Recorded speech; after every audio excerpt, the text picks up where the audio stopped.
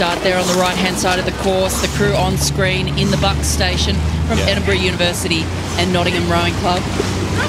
Really good, smooth start, good acceleration from both crews. This is a story of youth against experience. We've got the British heavyweight women's, senior women's quad on the left of our picture and the under-23 quad on the right of our picture. It's a great chance for the younger women here to take the race to their elders and see what they can do. And if you were in the under-23 quad, Matt, what would be your plan here? You know that you've got the senior women off to your right-hand side. They've clearly taken it out hard and fast. How do you think they'll be attacking this race? I really was impressed by their start, Sarah, and I think what they'll be doing is going for it as much as they can in the early stages. They can't afford to get left behind, and if they can just rattle the senior quad, if they can just make them ask a couple of questions early on, make it a little bit more expensive than planned, then anything can happen. I always loved racing the crew that was supposedly better. Being a bit of an underdog is a great position to be in. It is a great position, and you know they really have nothing to lose here. They know that on the form books that they probably shouldn't be the crew to win this, but being the youngsters, quite often when you have that pressure off your shoulders, anything can happen. So they really do have that bit of talent that can produce some incredible and unexpected performances from time to time. Yeah, a little bit of belief. We've looked there at the face of Lucy Glover in the stroke seat.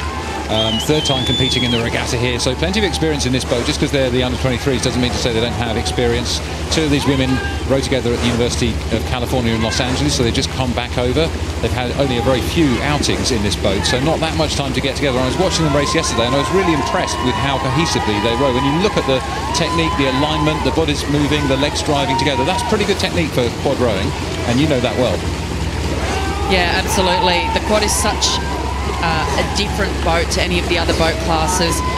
It is really tricky to row well. The important thing is to stay lively and to stay really punchy and to not have too many extra movements. You can see the synchronicity there in the oars. We can see Zoe Lee, the stroke woman, on screen, silver medalist from the Rio 2016 Olympic Games in the British Women's 8. Looking very strong there, driving the crew down. Yeah, that's a great shot. And when I'm rowing or sculling, I'm always looking at the oar locks there, where you can see the pink sleeves of the boat, of the oars pivoting in the gates there. It's a good way of checking the alignment and moving really tightly. And as we look from ahead, you can see the advantage that started to be gained here by the C.U.W. BC and Imperial College senior British women's quad. Yeah, as Matt was saying there, looking at the gates that hold the oars into place. Really nice rowing here from both crews. You can see the similarity between the two crews in the way that they do row. Really important in these crew boats, particularly in the quad, that you're moving exactly the same way. You can see these women, their heads are stable, they're strong and stable in the boat, arms perfectly timed. Just looking at those arms there, look at how smoothly and aligned they are through the elbows, and the elbow pulling back to the finish of the stroke, just adding that little bit of extra power and then letting the oar unlock and swing away forward. Really nice sculling there, and you can see now the leading quads reduce their stroke rate a little bit, sitting there, pushing it past, pushing the boat past the oar, and they won't want to be thinking too early about tomorrow, but clearly they want to have a good row today to set themselves up well for a potential final tomorrow.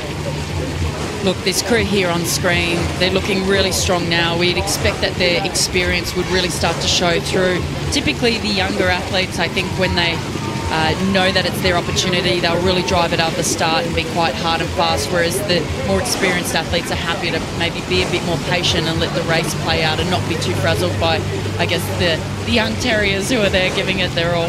Yeah, that's right, and I think it's also about confidence, isn't it? And having the confidence that if somebody can go a bit fast out of the block, that you know when you need to, you can turn it on.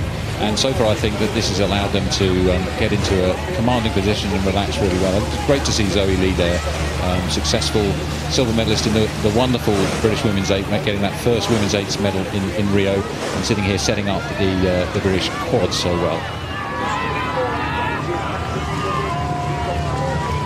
Great shot down there at the water level. You can see the trim of the boat, the bow ball on the boat. So you're really looking to not have too much of the bow sinking down into the water at the end of each stroke. You need to keep that suspension between the foot stretcher, sitting up tall and strong through the core at the finish of the stroke to keep the boat moving and propelling and surging through the water. Yeah, that's right, and I thought that looked really good, really flat. And they say it in sailing, and I think they say it in rowing, you know, flat is fast. You want the boat to be sitting well and just gliding through the water, and you can really see from this head-on shot how that's working out well for the Imperial and C.U.W BC crew here as they make their way through the middle of the course. It gets a bit quieter. You can see the spectators are further away, a little bit of quiet here.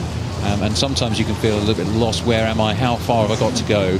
And you're desperate to start to hear the noise of the enclosures. And they're just about to approach that, and you'll start to hear the reaction of the crowd.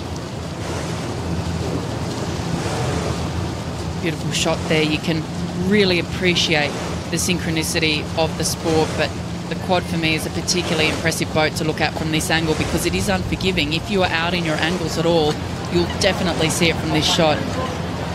Beautiful picture there. Yeah, it's woman and machine in perfect harmony, isn't it? It's not a mechanical movement, it's a fluid movement, and it almost looks organic when somebody's rowing the boat well. There's the mechanics of all the oars, but there's the looseness and the connection that we talked about earlier that really is what allows the boat to flow. You want the boat to do the speed for you and not to slow it down at all. And if you can do that and apply power, that's when you really start to get magic happening. And as we look at the back of the crew there, you can really see how that boat runs. Yeah, we're looking at the back there of Matilda Hodgkins Byrne. I called her sister's race earlier this morning. Charlotte, she raced a couple of races ago before the lunch break. In the 2-seat, Melissa Wilson. In the 3-seat, Jess Layden. And Zoe Lee, of course, we already mentioned, Olympic silver medalist in the stroke seat. But they're really dominating this. These guys are have to be the favourites for this event. Yeah, I think so. And they haven't been pushed really so far through the competition yesterday. And today they had a race beating Leander yesterday. Moved out as they had done today, pretty much the same kind of race pattern, which is fairly untroubled. But you know, they'll be looking ahead and thinking about what they want to do throughout the summer. The World Championships aren't until quite late this year in the end of September, so it's quite a long summer of preparation for that. As they come down to the line now, it will be the senior British national crew, the CUBC Imperial College combination, who will take the win in the Princess Grace Challenge Cup over the younger development under 23 crew from Great Britain.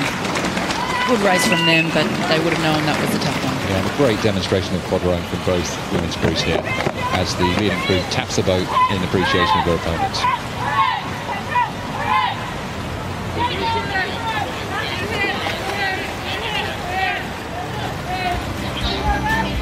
Looking back down to the start of that race.